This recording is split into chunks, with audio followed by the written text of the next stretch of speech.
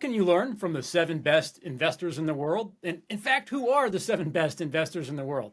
My guest today is here to help us unpack that question. His name is Jim Royal. He is both senior analyst and principal writer at Bankrate. Bankrate.com is where you can go to read his material. And he is not just that, he is actually a friend of mine. I've known Jim for many, many years at Motley Fool. And we both used to write for the same dividend newsletter. I'm very grateful to Jim for years of help and just years of friendship. So Jim, thank you very much for joining me today. Thanks for having me, James. All right, so you wrote an article for Bankrate recently.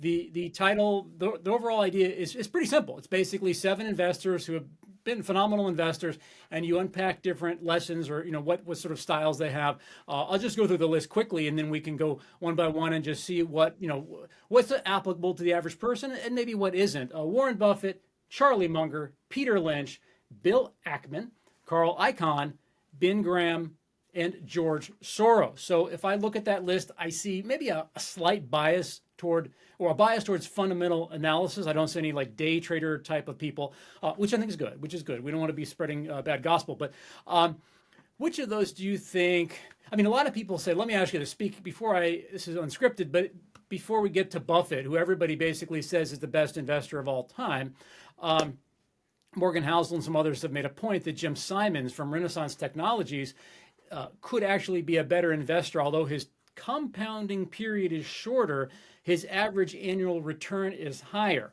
That's one way to look at it. I would say no, because Warren Buffett actually contributes to society by finding good businesses and funding them. Jim Simons just moving symbols around digital. What do you think about that? Yeah, I think that's a great distinction, right? So if you look at Simons, this is really a kind of quantitative strategy, right? Like we're shaving pennies off basically lots and lots and lots of trades, in contrast to somebody like Buffett, who's really betting or wagering or investing in businesses and letting those businesses grow and compound. And so I think the distinction you make is the right one.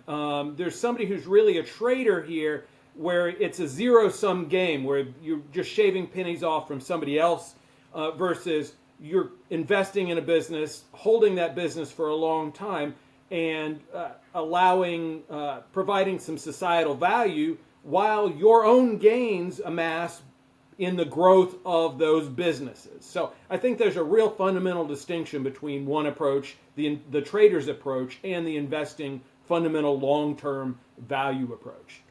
And so just, right from the beginning, among this list, who would you say, maybe 2 or 3 investors that, if I'm new to investing and I say, give me a role model, who would you send my way? And is there anyone on this list who might have still been a successful investor, but you would advise me, let's say I'm a new investor, to not mimic?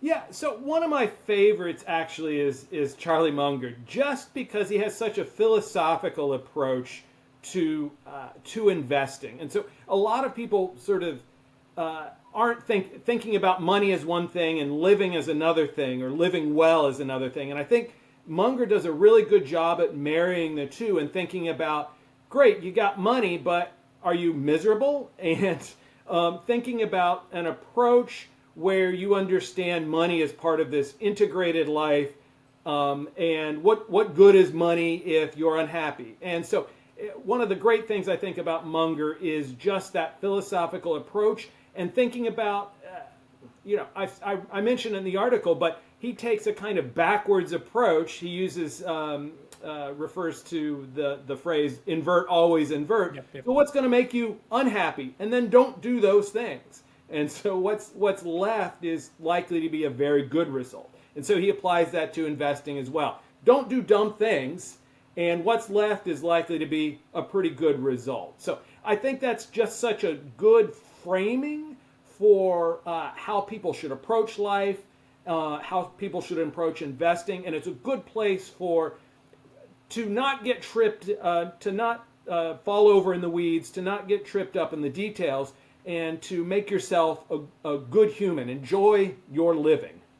What's the Charlie Munger quote? All I want to know is where I'm going to die, so I can just never go there, right? Exactly. Years ago, Motley Fool had a conference, and Patrick Byrne, the founder of Overstock, spoke at it. This is before, just right as he was getting into all this naked shorting stuff. It was a big drama, but he knows Buffett, and he described Buffett as a philosopher who has figured out investing. And I would say that's probably even more applicable to Charlie Munger. Absolutely. And, Munger really includes all these different fields of endeavor, right? Whether that's psychology or, various sciences, physics, for example, in thinking about his, what he terms a lattice work of mental models. So the way the world works is also, you can import that understanding in a variety of different ways into the stock market, right? And psychology obviously is a clear parallel where you're trying to think about how people respond to loss, how people respond to gain, and more broadly in the business world, the kind of silly things they end up doing because there are certain, whether that's an institutional imperative or some other incentive to kind of engage in dumb behavior. And often dumb behavior that has no social benefit or is merely extractive for the potential benefit of the individual at the sort of larger social cost. And so I think one of the things that's great about Munger is he's thinking about those types of issues and how they're detrimental to individuals, societies, and ultimately hurt societies and things like that. Yep. Yeah. And there's no shortage of dumb behavior. And in a way, we should welcome it if we're not the ones doing the dumb behavior, because that's how you take advantage of the markets and make money. I mean, investing is a very arrogant act. You're saying, I know, right, and the whole market consensus of people a lot smarter than I am, with more information than I am, does not know. And so you need that consensus to be kind of dumb from time to time if you want to outperform the market. Exactly. And then you step in and realize you avoid the silliness, you avoid the craziness. And then, on the other side of it, you look for the bargains, look for the good actors who have survived it and have avoided that silliness as great opportunities to invest. And going back to your list, Jim, so if Munger is first on your list to emulate both as an investor and as a human being, and I second that. What about investors maybe shouldn't copy? I mean, maybe George Soros, for example, it's probably hard for someone to follow his style, or Ben Graham is just kind of outdated now, or Kyle Icahn, also probably hard for the retail investor to mimic. Would you agree with those? Yeah, I think that's right. George Soros, of course, is a big trader, right? He's trading in a lot of positions, and so that's great if you have a lot of knowledge and your entire job is to follow the markets. And for most individual traders, that's not the case, right? It's and their time horizon. If they don't make money this year, they've got a long time horizon. They're trying to make money for retirement or things like that. You don't need to follow a Soros. You don't need to be that skilled. And similarly with Icahn, a lot of Icahns, he gets control positions in companies, right, to sell off divisions or reorganize and things like that. And so those are often not positions, strategies that individual investors can normally take, right? I can't typically buy up 15 or 20% of a company and then get a seat on the board and then some saber rattling or something. Yeah, exactly. Right. So I think some of those strategies are not well placed for individuals. But you look at somebody like Buffett with a long-term buy and hold type of strategy, broadly speaking.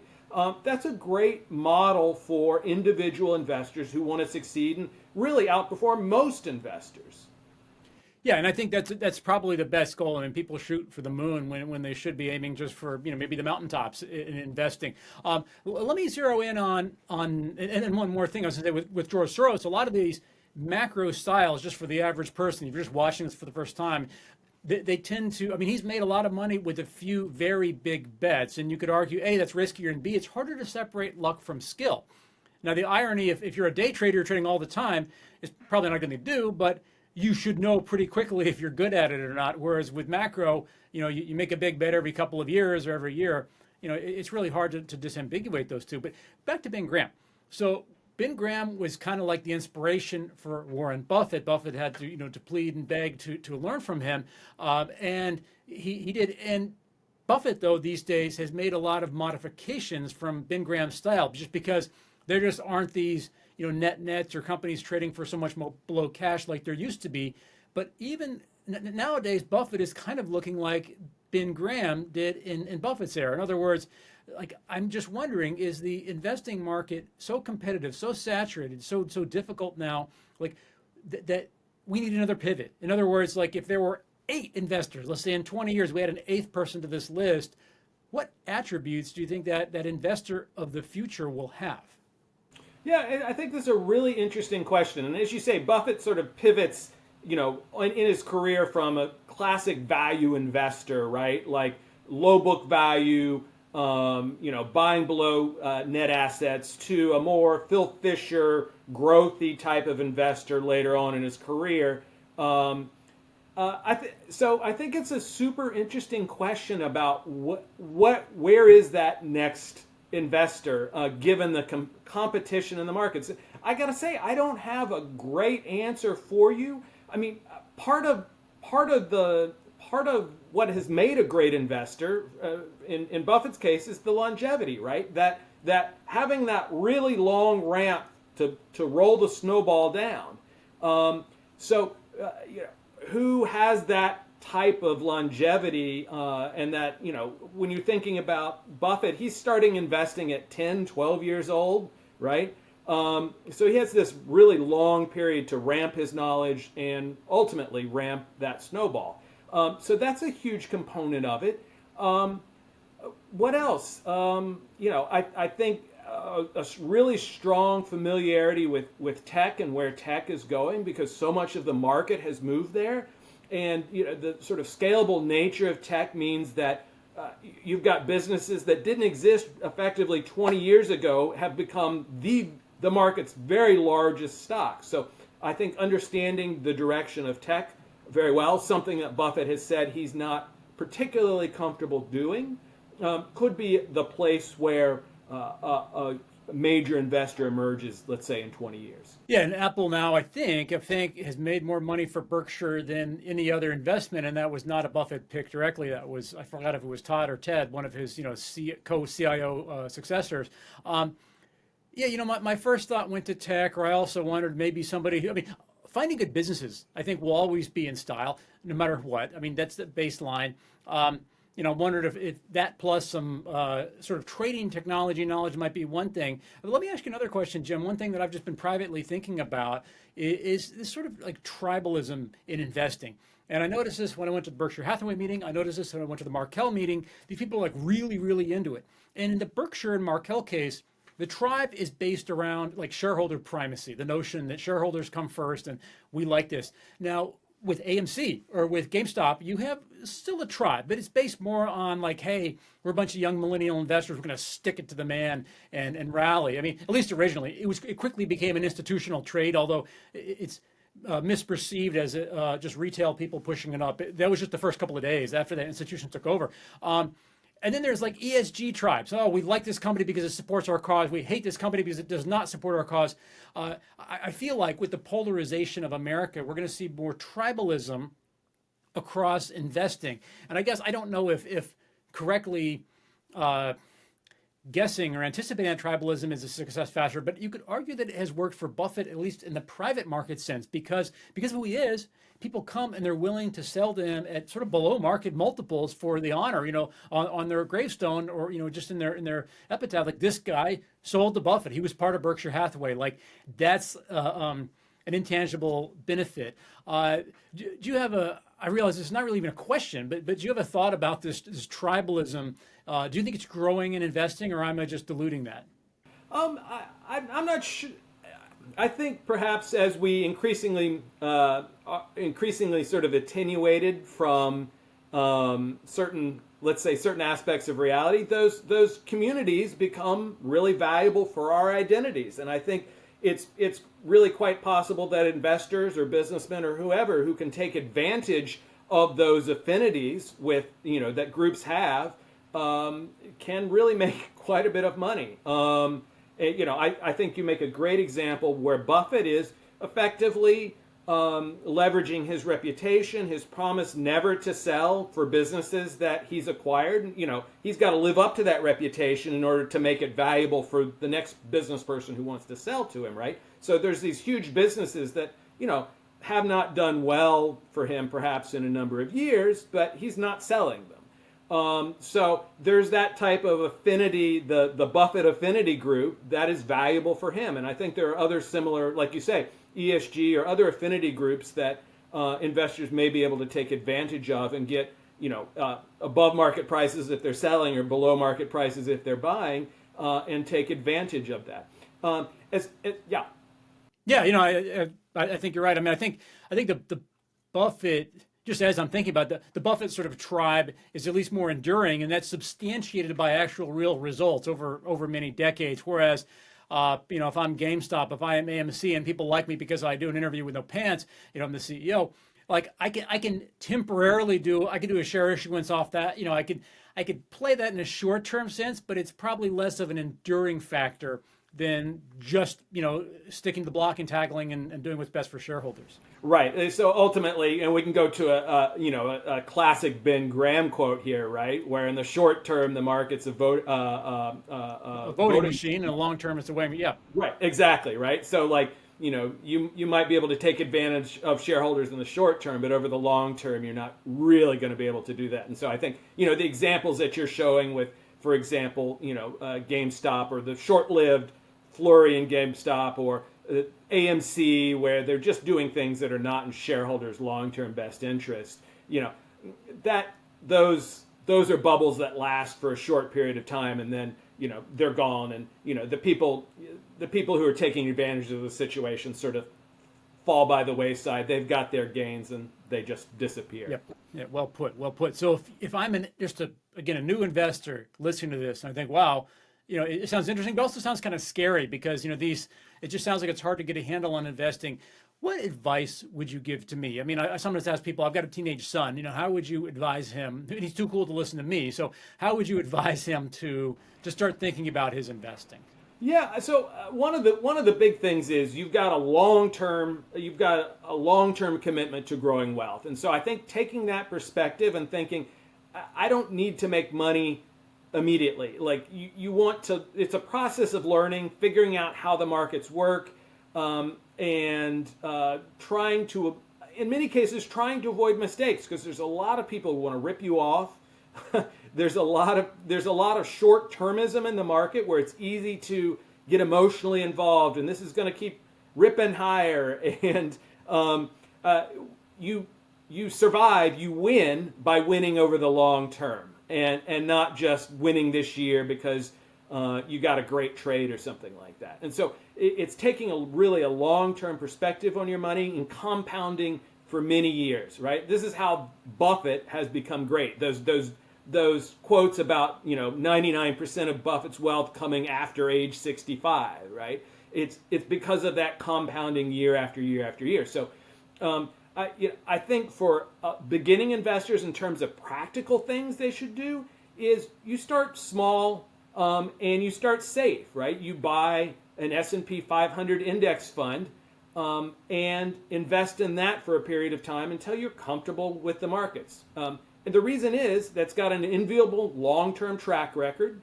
You don't have to know anything really to invest that way, so you're not picking individual stocks.